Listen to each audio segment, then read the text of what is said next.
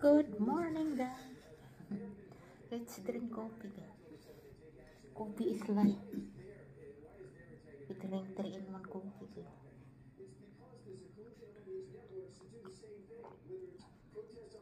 Check out na kami today, guys. Back to our favorite condo in Cavite. Nakasti kami sa Cavite kasi ganyan 2 months eh. Doon sa condo. 4 days lang kami dito sa Tagaytay.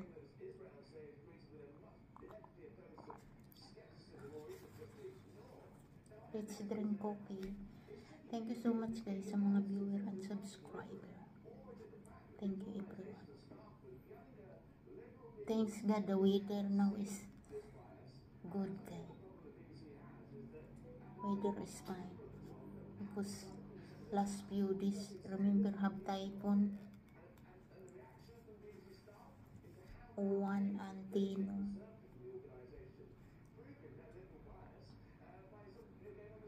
Thanks God.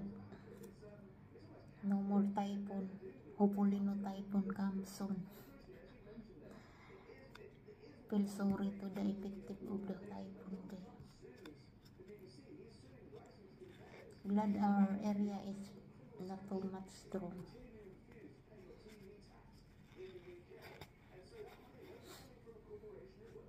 And also our family is safe. In the province, little bit of roof fall out, but it's fine.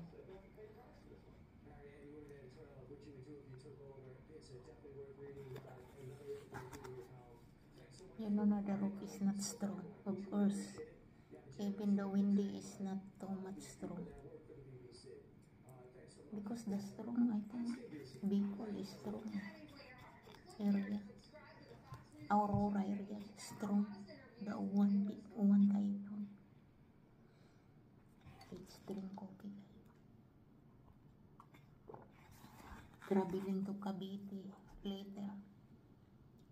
See you guys.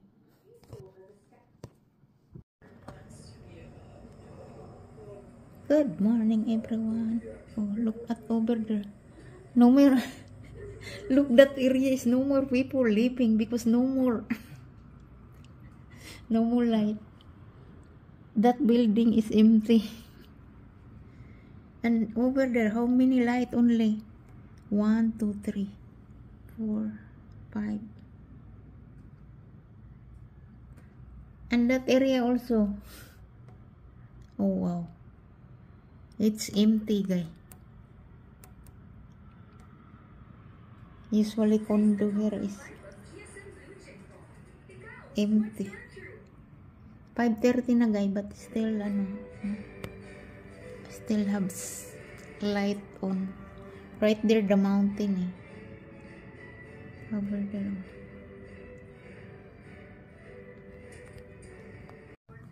6 AM na guys. Check out me mountain. Sunrise. 6 AM sunrise. And foggy siya guys. Foggy. The mountain right there. Oh. That is the mountain. But you cannot see.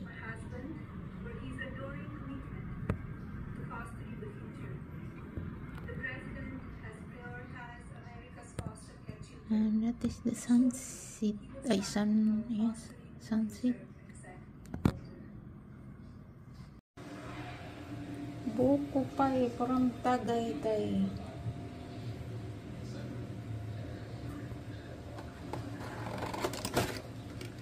Ganyan siya guys.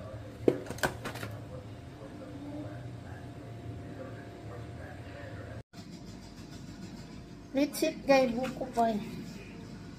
From Tagaytay. Kasi si kuya talagang sumunod upstairs in the bus to sell this buko pie.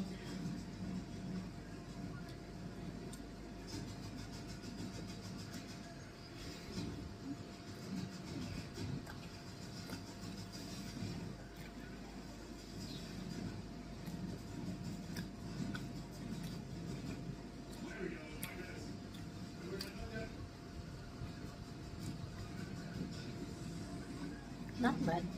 Right? Not bad,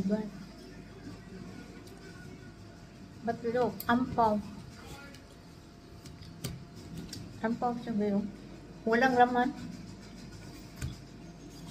At saka biritin. Biritin, guys.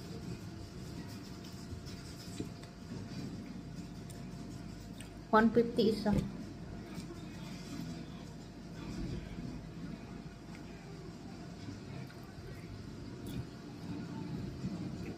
Apple pie, mas yummy na. Right?